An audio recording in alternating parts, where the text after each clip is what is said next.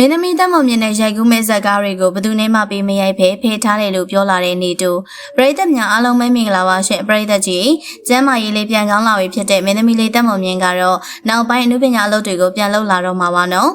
တက်မမြင်ကမင်းသားနေတို့နဲ့အရင်ကတည်းကရင်းနှီးခဲ့ပြီးတော့သူတို့တငယ်ချင်းနှစ်ယောက်ကဇက်ကားတွေပြန်ရိုက်ဖို့အတွက်ဆွေးနွေးနေကြပါပြီအရင်ကတည်းကတငယ်ချင်းနှစ်ယောက်ချစ်ချစ်ခင်ခင်နေကြပြီးတော့ဇက်ကားတွေအများကြီးကိုရိုက်ကူးခဲ့ကြပါတယ်အခုတခါမှလည်းမင်းသမီးလေးတက်မောင်မြင်ကနေပြန်ကောင်းပြီးတော့ဇက်ကားတွေပြန်ရိုက်တော့မှာဖြစ်လို့နေတိုးနဲ့သူနဲ့ရိုက်ကူးမဲ့ဇက်ကားတွေကိုခြံထားတယ်လို့မင်းသားနေတိုးကပြောပြလာခဲ့ပါတယ်။မင်းသားနေတိုးကတက်မောင်မြင်နဲ့အတူဇက်ကားတွေရိုက်ကူးဖို့အရင်ကတည်းကတိုင်ပင်ခဲ့ကြပြီးတော့တက်မောင်မြင်ရဲ့ကျမ်းမာရေးအခြေအနေကြောင့်သာရက်ထားရတယ်လို့ဆိုပါတယ်။ဇက်ကားတွေတရားကျော်ကိုအမြဲတူတူရိုက်ကူးခဲ့ရပြီးတော့သူတို့တငယ်ချင်းတွေက online မှာဇက်ကားတွေလည်းပြောခဲ့ကြပါတယ်။မကြာသေးခင်ကလည်းမင်းသမီးတက်မောင်မြင်ကသူမရဲ့ဗီဒီယိုလေးထဲမှာနေတိုးနဲ့အတူတူဇက်ကားတွေရိုက်เสียရှိတယ်လို့ပြောပြခဲ့ပါတယ်။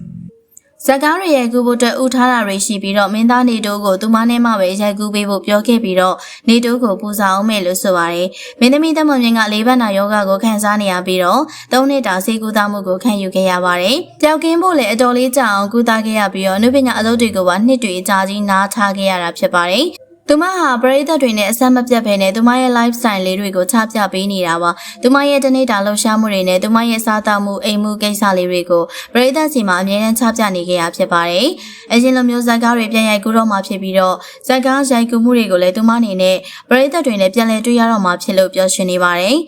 သူမရဲ့အိမ်မက်ကအနုပညာအလုပ်တွေနဲ့ပဲရက်တည်မှာဖြစ်ပြီးတော့အနုပညာဟာသူမအတွက်အရေးကြီးတယ်လို့ဆိုပါတယ်။မင်းသားနေတိုးကလည်းတက်မွန်မြင့်ကျမ်းမာရေးတွေသာပြန်ကောင်းလာရင်ရိုက်ကူးဖို့တင်ထားတဲ့ဇက်ကားတွေအများကြီးရှိပါတယ်။တက်မွန်မြင့်ဟာသူနဲ့ရိုက်ကူးမှာဖြစ်လို့ခြံထားလို့ပြောခဲ့ရကိုဂတိပေးထားခဲ့ရလည်းဖြစ်ပါတယ်။မင်းသမီးတက်မွန်မြင့်ကလည်းနေတိုးကိုသူမနဲ့ပြန်ရိုက်ကူးဖို့အတွက်ပူဇော်အောင်မှာဘယ်သူနဲ့မှမရိုက်ပဲခြံထားလို့လည်းကျေးဇူးတင်တယ်လို့ပြောလာခဲ့ပါတယ်။မင်းသားနေတိုးကလည်းသူတို့နှစ်ယောက်ရိုက်ကူးရမယ့်ဇက်ကားတွေကိုအတူတူခွဲဝေထားတယ်။နောက်ရိုက်မဲ့ကားတွေမှာလည်းတက်မွန်မြင့်ပြန်ရိုက်နိုင်ရင်ကူညီပေးပြီးတော့ရိုက်ကူးဖို့တင်ထားတာပါအမြင်လေးကျမ်းမာစေခြင်းနဲ့ပရိသတ်တွေရဲ့စံတာကလည်းတက်မမြင်ကိုတွေ့ချင်နေအားကြောင့်အားလုံးရဲ့စံတာလေးဖြစ်လာမှာပါလို့ပြောပြလာခဲ့ပါတယ်မင်းသမီးတက်မမြင်ရဲ့ကျမ်းမာရေးပြန်ကောင်းအောင်ဆုတောင်းပေးနေရဖြစ်တဲ့ဟိုးရင်ကလေးကတိလာတဲ့တငယ်ချင်းတန်ရောစင်တွေကြောင့်လည်းအပြင်းမမတွေ့ရပေမဲ့ဖုန်းအပြောဆိုရှိတယ်လို့ပြောပြလာခဲ့ပါတယ်။နေတိုးဟာတက်မမြင်ကသူ့ကိုပြန်ကောင်းလာပြီဖြစ်တယ်လို့ပြောပြပါတယ်။သူမပြင်ဆင်စရာလေးတွေရှိနေလို့ပြင်ဆင်စရာတွေအားလုံးပြီးသွားရင်ဇက်ကားရိုက်ကူးဖို့အတွက်ပြန်လာခဲ့မယ်လို့ပြောဆိုပါတယ်။သူမအတွက်ခြံထားခဲ့တဲ့ဇက်ကားတွေလည်းအများကြီးရှိနေရကြောင်းတက်မမြင်နဲ့မှပဲအတူတူရိုက်ကူးမှာဖြစ်ပါတယ်။တက်မမြင်ယောဂတွေကျမ်းမာရေးတွေပြန်ကောင်းလာရင်တော့ပြန်လဲရိုက်ကူးမှာလို့ပြောပြခဲ့တာပါ။တက်မမြင်ဆိုတာကလည်းပရိသတ်ကြီးတို့မျှော်လင့်နေတဲ့အနုပညာရှင်တွေမှာပါဝင်တာကြောင့်